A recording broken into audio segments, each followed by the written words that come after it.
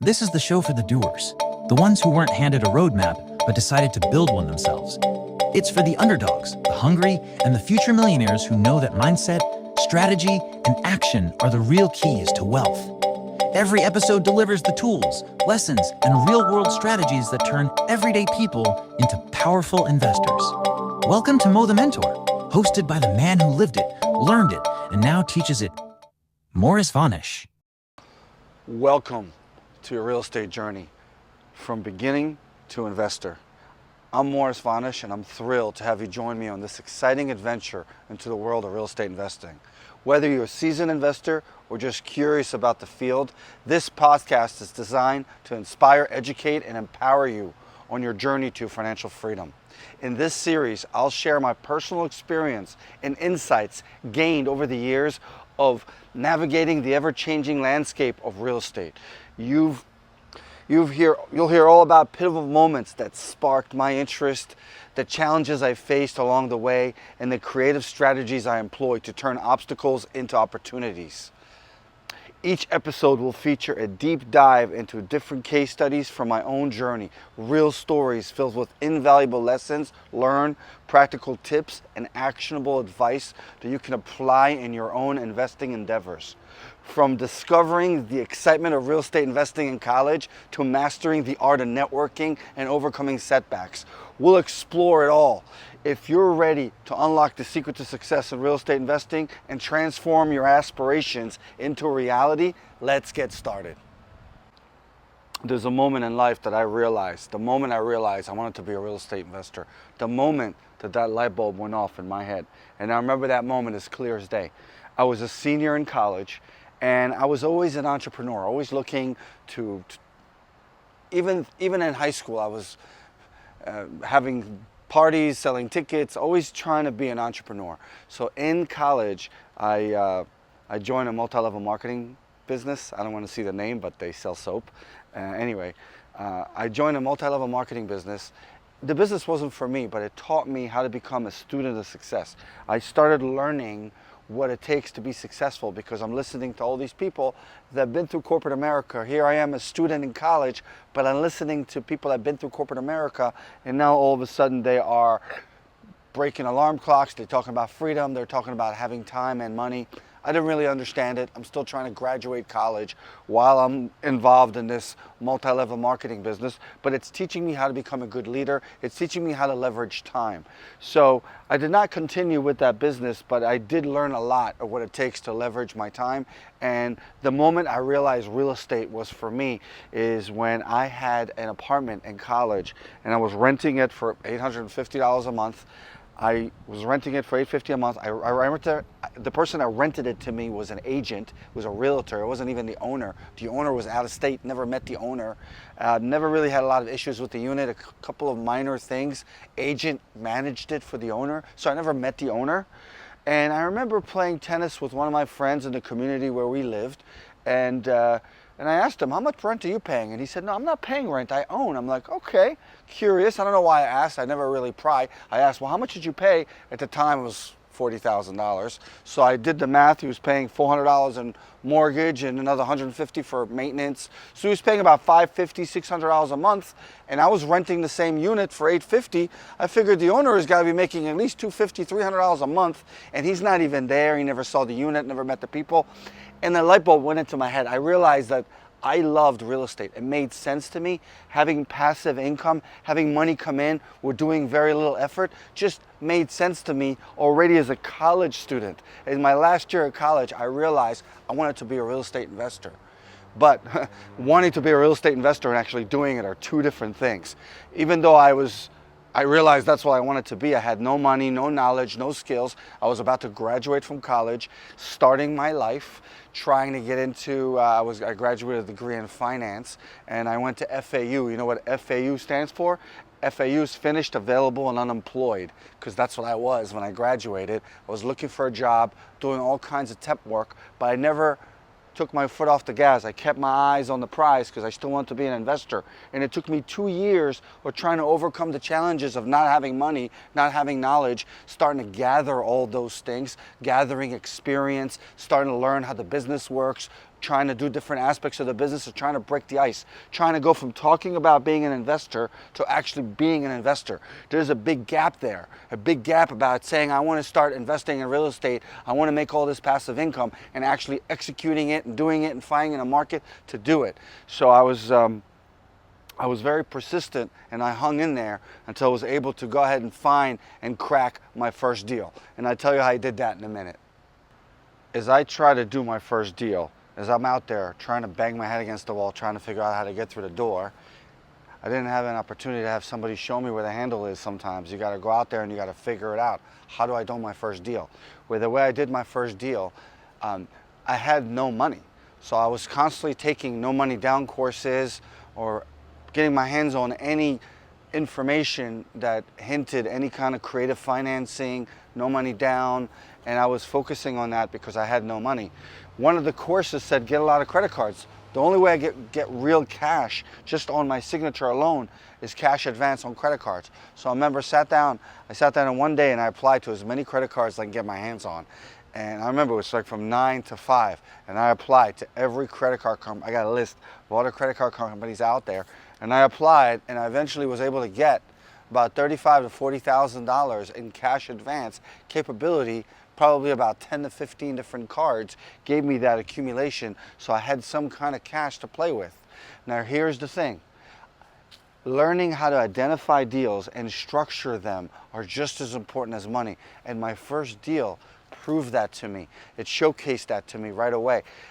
In my office, I always had a sign that says success is where opportunity meets preparation. It's the intersection. Success is where opportunity meets preparation. So I was prepared and I was looking for the opportunity. I found a condo an investor had for sale. It said it's worth $55,000. It's for sale for $30,000. It was an estate sale. Somebody passed away. They were selling it for $30,000. It was worth $55,000. I put it under contract for $30,000. I paid cash advance. It took me 30 days to close. I cash advance on my credit cards, paid cash for it, but I did my homework in advance, went to the bank. They gave me 75% of the market value, which was $38,000. I refinanced it, paid back the credit cards, and put about $5,500 in my pocket as an cash overflow from the loan. So I put money in my pocket. I got it for no money down, and I got a condo. I still owed money on the condo, but I was renting it out. I made money every month, put money in my pocket, rented it out, no money. That was my first deal. Cash advance on my credit cards. And I realized right there and then that understanding how to identify deals and structure them is just as important as having money. And to me, that gave me a lot of inspiration and motivation. And the person I bought it from was a wholesaler. He put it under contract for $20,000, sold it for me for a $10,000 profit, strictly flipping paper. And I said, I got to go work for that guy.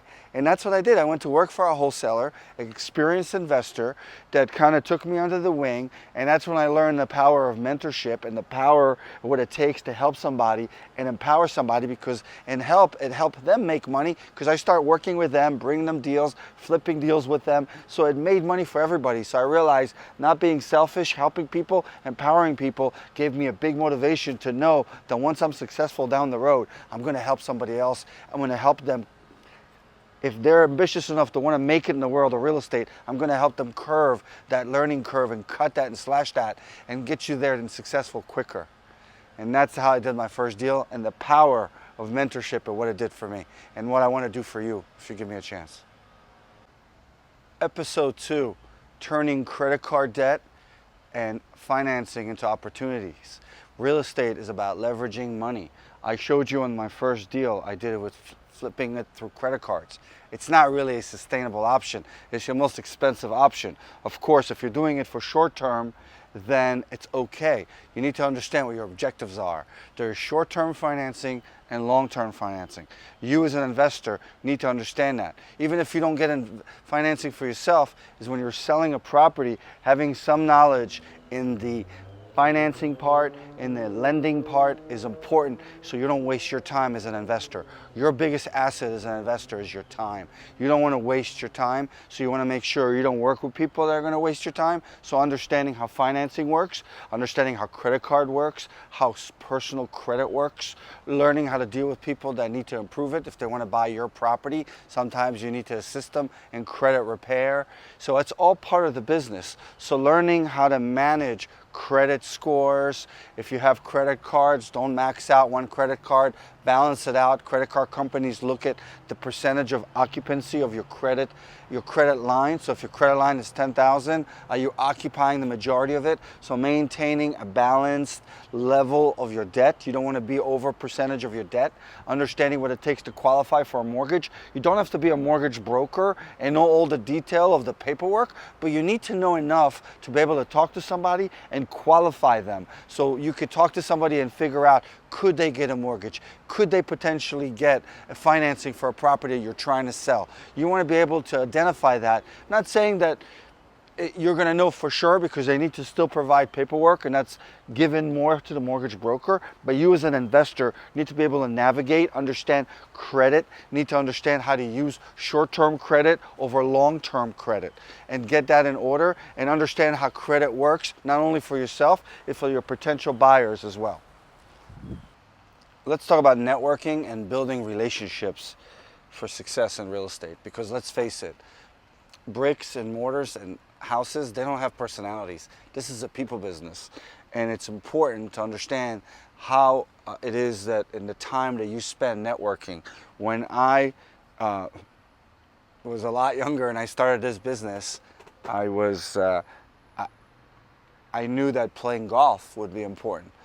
Being in the golf business and learning business in golf is a time investment in people. So I realized I'm going to take on golf because it's going to be good for business, could probably meet a lot of people, raise money, and in return I got addicted to it. I loved it. I started playing golf and I loved it, and it is amazing for business because it gives me an opportunity to spend 5 hours with somebody and see them at their worst, because golf is a disaster and it's such a hard game. So I've learned to experience and appreciate the game and appreciate the time and the strength it gives me in networking with people. You have to go to you got to go to events, you got to go to clubs, networking events, meet like-minded people. It's a very big part of this business. When you go to networking events, people are out there and they're thirsty. They're walking around with their business card. Well, to meet people that are going to help you in your business, you need to be an effective networker. Real estate is about the power of people, because you run out of cash much faster than you run out of deals, because real estate is an expensive asset. So you need to be out there constantly working and dealing and putting yourself out there so you can meet people, and that needs to be part of your weekly and monthly goals, is actually going out there and networking and meeting other investors. And there's also always local clubs you could join, local events, and obviously there's a lot of online events you could join.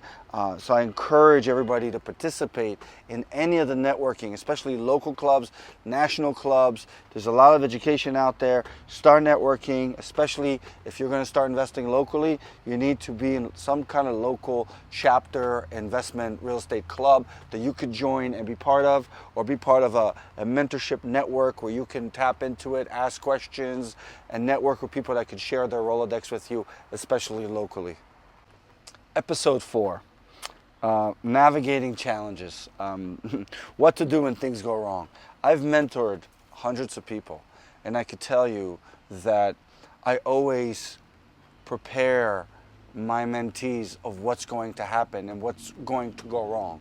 We hope they don't go wrong, but things can go wrong. As long as you know what's going to happen, what to expect to do when it happens, then when it happens, it's no big deal. I've had a lot of students call me in panics, even though we talk about it during our mentor sessions. They forget. You go out there and life kind of creeps up on you and then challenges you, and I have to remind them what we need to do and calm them down. And that makes all the difference in the world. So acknowledging what could go wrong and anticipating for it, just dealing with it. If a tenant doesn't pay rent, there's an attorney that does an eviction. You just deal with it. You exhaust all communication skills. If they still don't want to cooperate, work a payment plan, exchange keys for exiting the unit, or exhausted every option, then you just simply start an eviction. You don't wait too long. You stay diligent with your time, because time is money, so you don't want to waste any time. And as long as you have an approach, if a contractor is late, he doesn't do his job on time, or his prices change, as long as you put contingencies in your contract and you get your paperwork in order, when changes happen, you deal with it. You deal with it with the most amount of people skills. You deal with it with calmness, smarts, no emotion, stick to numbers, stick to, okay, if I finish this job, how much more is it going to cost me? Everything in real estate comes down to profits and numbers. So the numbers and the profits, they have to work. You have to stay calm. Things are going to happen. Things are never going to happen the way you expect them to happen. So you have to stay really calm and focus on problem solving under whatever stresses gets thrown at you. People changing stories on you, tenants all of a sudden don't want to move in, anything negative that could stress a landlord, that you need to just be calm, be business oriented, think about what you need to do, and just focus on the solution.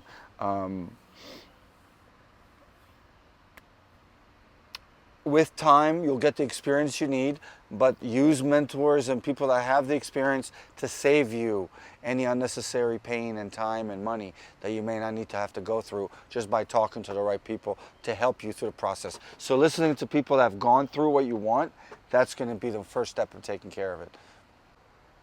Episode 5, Creative Solutions. You as an investor transforming tenants into potential buyers, learning the benefits that maybe a rent with an option to buy.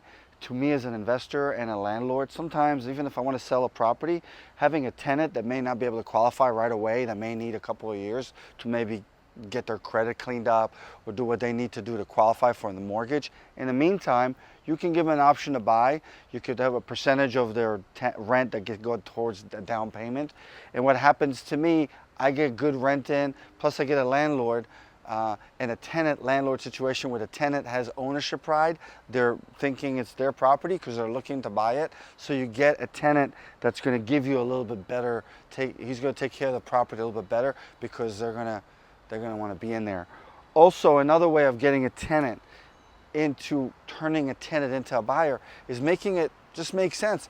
It should be cheaper to own than it is to rent. It should cost a tenant more money if they're going to rent your property. So if they actually bought your property and their monthly payment is going to be cheaper, plus they own the property, so they get a lot of the tax benefits, plus they don't have to worry about moving, and it's their property, and it's something that they're building for themselves. So having a property in a market that you could be in a market where rent becomes more expensive than buying. When you're in a market that's very expensive, right now, when you're in a heated real estate market where the prices are too high, it's actually more expensive to own than it is to rent. When it becomes cheaper to own, when it becomes cheaper to rent than it is to own, then the market is too high. If it's cheaper to rent, if it's cheaper to own than it is to rent, then the market is correcting itself. So a good way to gauge a market, you should get a benefit for owning. It should cost you less money if you actually bought a property than if you rented it. If it costs you more money to actually own it than it is to rent it, then the market is not balanced. So if you're in a good market, you could take full advantage of converting good tenants into buyers because it's actually going to make sense to them because they're actually going to save money every month. So keeping creative financing in order is extremely effective. Episode 6. The power of persistence, finding success after the setbacks. The one thing that I've learned early on in business is when I was graduated college and I was interviewing a lot of people, I was interviewing a lot of jobs, just trying to find a job. Well, I was trying to get this real estate business to take off because it took me 2 years after graduating from college to figure out and break the ice and do my first real estate deal. But in the meantime, I was looking for any kind of job. Okay, I was looking for any kind of job. So I remember one of the interviewers looked at me and he said to me, you know what, I could look at you and I could see how you physically look and how people react to you physically. I can look at you and then I could see how, how you behave yourself and how you act. But there's one thing I can't see is what's inside of you. How much you're willing to fight. How much you're willing to get up when somebody's going to knock you down. And real estate is not an easy business to penetrate. I've mentored hundreds of people.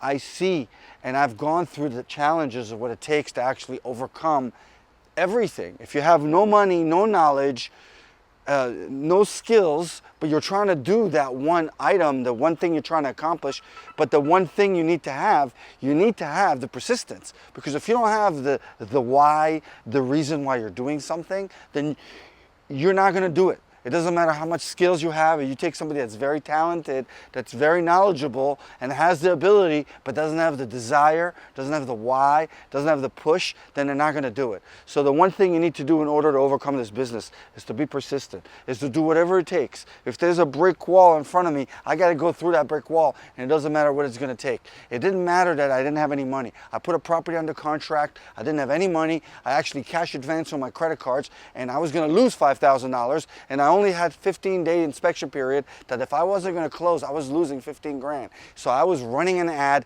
taking calls, trying to find the buyer to sell to them for a profit, all in turn while trying not to lose my deposit. That's fighting through it, and that's burning your ship. That's making sure that you're committed to what you're doing. So if you're committed to what you're doing, you got to go through it, and you got to be honest, and you got to believe in what you're doing, and you got to be truthful about what you're doing. You have to identify deals, you need to structure them, and you need to go after it, and you need to be persistent, and don't let anything stop you. Nothing. Episode 7, Market Insights, understanding your investment area. All right, I have personal experience. I've gone into multiple markets where I would go in, find the areas that are going to fit the strategy that I'm looking to do. If you're looking to buy and sell, you got to be in a buy and sell area. If you're going to buy and rent, you need to buy in a buy and rent area. A lot of times, investors don't understand the market they're in, and they're using the wrong strategies in the wrong market. You want to time the right strategy in the markets that could support what it is that you're trying to accomplish. So, very key concept is understanding your investment area, is studying it. When I'm going into new markets, I'll spend time driving the neighborhoods, looking at what's available, going and talking to other investors, tapping into local investment groups. I would only want to be educated or partner or get education from somebody that's actually investing in areas that they're teaching in. I never teach or educate in any markets that I personally don't invest in. I do this for myself. I'm not working for any big companies. I'm an investor first, educator second. I'm a real estate investor first, educator second. I have no doubt about that. I'm all about doing deals and doing business. So I'm able to manage and dictate my own narrative, and I love teaching, and I do have a passion for it, but I only do it on my own terms. So I only teach and educate in areas that I personally have interest in and I have properties in. And that's the way you need to do. You need to gauge where you're going to go into with people that are on the ground. They call them boots on the ground. That's a common term. And they got their thumb on the print, and you always are in tune of what's going on, what's the latest trends, what's going on with new buyers, talking to local agents that are working the areas that you're investing in. Realtors are you going to use to help you sell or rent or manage the properties that you're going to buy for big profits. So make sure we focus on understanding the investment areas that you're in and have always market insights. Episode 8, closing the deal. This is the final step to success. You worked this whole time finding deals, finding the buyer, fixing it up, getting it to the closing. A lot of steps are taken.